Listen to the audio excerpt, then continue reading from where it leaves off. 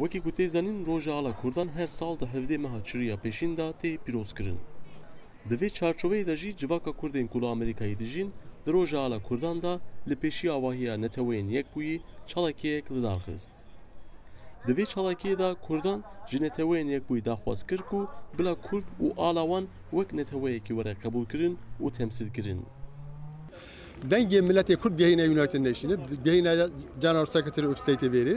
بیشتر امروز کرد باید همین ملت دی ما فی سلف دیترمینیشنی هی حقیقت دارم امروز که ملت اختیاری بدن که مچه دید مچه نبید اف ایراد دروز بونه وان دولت اتحادی ندروز کردیم اختیار ما نبوده سات طلب ما نبوده یا سر مهاتی فرض کردن او فرض کردنی جی همین ضرر کردی Solin Hacı bi hevalên xwe re ji Virginiyê hatiye New Yorkê daha ku bikaribe beşdarê vê çalakiyê bibe. Solin dibêje armanca wan ev e ku bila ala Kurdan ji aliyê neteweyên Yekbûyî ve were qebûlkirin. هاتینە شاری نیویۆرک سەری بۆ ئەوەی پێشکەشی ڕۆژی ئاڵای کوردستان بکەین لە پێشێتەوەی یەکبەی ئەمڕۆ هەر ئەگەر یەکە کاتە پێشمان لێمان پرسیار بکە ئەمڕۆ چیا ئەو ئاڵەت چیا خەڵکی چەند دەرین هەر باسی ئەوەی شاری خۆمانەکەین باسی کوردستانەکەین باسی خەرشی خۆمانەکەین. Abdülmelik Şerefani jî balkişan ser peymana neteweyên Yekbûyî ya ku dibêje li gor vê peymanê her netev dikare biryara pêşeroja xwe bi xwe bide. Evro em totîne vêre em kom bîn hemî revenda Kurdî li Emerîka ji bo egera ku em wekî netewek meh mafê û hemî miletê dî çawa heqê serxwebûnê û mafê serxwebûnê heye me jî divêt ملت کرد الکردستان هر چهار پارچه کردستان دیروکه دا ظلم الملت مهاتیا کرن و ام داخل متحده یکتیا نتوانی گرتید کین.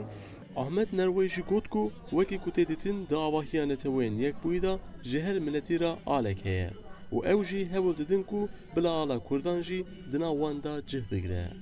Peyama me bû neteweyên Yekgirtû ew e ku em ji miletekin em ji هندك كو چند مليون مروفك بيت إن حتى نوكما دولات نينا أم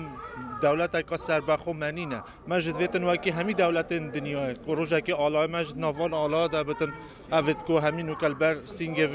في بيلدينج في بنايات يونايتد نيشن كو الله كردستان جروجا كي بلاد كافتت ناف ده Yek ji wan çalakvanan Feyziya Ezê jî dibêje bi milyonan Kurd di cîhanê de hene lê dewleta wan tune ye û ew jî daxwaz dike ku bila devleteke Kurdan jî were qebûlkirin. Em li ber alay Kurdistanê hatîne de înşallah daîmen şekave bîtin em hatine te îra hegedarî Umamul Müttehîde bikeyn em îş milletekî zorîn pitir li 50 milyonîn û me welat niye yani em heskeyn Umamul Müttehîde dîfaî li îme bikin heta ku welat hîç bo îme dirûst bîn bin destî bîgane bîne derî.